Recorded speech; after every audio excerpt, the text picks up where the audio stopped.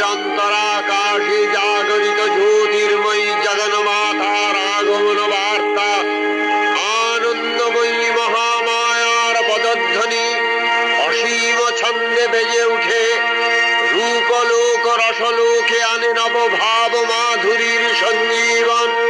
তাই আনন্দিতা শ্যামলী মাতৃকার চিন্ময়ীকে মৃন্ময়ীতে আবাহন।